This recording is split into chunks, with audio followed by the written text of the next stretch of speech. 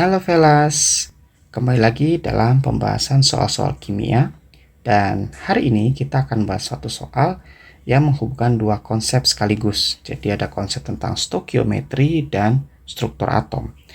Di soal kita diberikan suatu logam tertentu, ya logam A, dengan masanya 19,5 gram.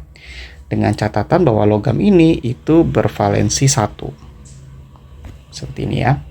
Kemudian dia direaksikan dengan asam sulfat berlebih, ya, menghasilkan 5,6 liter gas hidrogen pada keadaan standar atau STP. Nah, pertanyaan adalah jika atom ini memiliki 20 neutron, maka konfigurasi elektron yang tepat untuk atom A itu apa ya? Nah, untuk mengerjakan soal seperti ini, maka langkah pertama yang harus adik-adik lakukan adalah menuliskan persamaan reaksi terlebih dahulu. Jadi logam A direaksikan dengan asam sulfat. Ingat ya, asam sulfat itu memiliki kode atau simbol H2SO4. Menghasilkan gas hidrogen dan suatu senyawa baru bernama A2SO4. Nah, seperti biasa, kita lihat dulu reaksinya. Sudah setara atau belum? Untuk hidrogen sudah sama jumlahnya, sulfat atau S juga sudah sama jumlahnya, begitupun dengan oksigen. Yang berbeda adalah jumlah A-nya. Nah, di sebelah kanan ada 2 nih, maka di sebelah kiri harus kita tambahkan koefisien 2, supaya jumlah A sama di kiri dan di kanan. Kemudian langkah kedua yang harus kita lakukan adalah, karena di soal kita diberikan volume gas hidrogen saat STP, maka kita bisa menentukan nih mol dari gas H2 saat STP. Jadi mol gas hidrogen saat STP ya, itu sama dengan volume H2 saat STP dibagi volume saat STP. Jadi volume gas hidrogen saat STP adalah 5,6 liter dibagi dengan volume saat STP, volume standar, yaitu 22,4 mol per liter ya.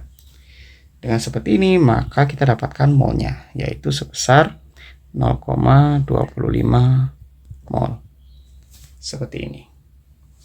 Oke. Nah, kalau kita sudah mendapatkan mol dari gas H2, maka langkah ketiga yang bisa kita lakukan adalah menentukan mol dari gas A. Mol dari gas A? Mol A ya. Jadi mol A. Berarti mol A itu adalah perbandingan koefisien dari A dibandingkan dengan koefisien H2 dikali molnya gas hidrogen ya, karena itu yang diketahui. Koefisien A berdasarkan reaksi adalah 2. Sedangkan koefisien H2 adalah 1 dari reaksi di nomor 1 ya, atau tahap 1 dikali 0,25. Hasilnya adalah 0,5. Seperti ini.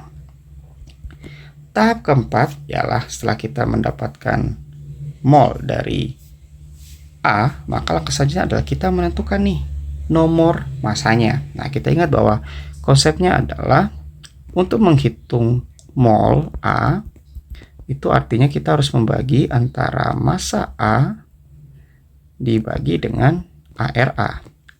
Kenapa ARK? Ya karena dia logam tunggal, bukan suatu senyawa ya. Maka dia pakai AR, kecuali kalau dia campuran, terdiri lebih dari satu atom, maka kita pakai MR. Kalau seperti ini, maka kalau misalnya ditanya adalah ARA, berarti massa A dibagi dengan mol A. Nah, massa A-nya adalah 19,5. 19,5 dibagi dengan 0,5. Hasilnya adalah 39 ya. 39. Nah, oke, kita sudah mendapatkan ARA nih, atau nomor massa atom relatif dari logam A. Maka selanjutnya di soal kita diberikan bahwa atom M itu mengandung 20 neutron. Berarti yang kita perlukan untuk menentukan konfigurasi elektron itu adalah nomor atomnya, bukan nomor masanya ya. Maka kita harus menghitung nih nomor atomnya itu berapa. Nah, Nomor atom itu bisa diperoleh dari pengurangan nomor massa dikurangi jumlah neutron.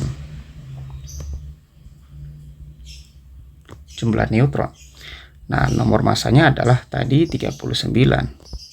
Jumlah neutronnya adalah 20. Sehingga jawabannya adalah 19.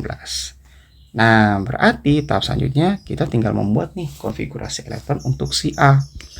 Jadi A nomor massanya 39, nomor atomnya 19, memiliki konfigurasi 1s2, 2s2, 2p6, 3s2, 3p6, 4s1 seperti ini. Nah, kita lihat di opsi jawabannya menggunakan aturan penyingkatan dengan menggunakan logam gas mulia. Ya, kita tinggal lihat bahwasanya 1s2 sampai 3p6 itu menunjukkan nomor atom dari gas argon, sehingga bisa kita tuliskan seperti ini. Ya, jadi totalnya 18 untuk argon, terus 4s1. Jadi kita bisa menuliskannya seperti ini. Oke, sehingga opsi jawaban yang tepat adalah yang A. Seperti ini. Dan soal sudah selesai. Nah, silakan komen dan like video ini, dan sampai jumpa di video selanjutnya. Bye-bye.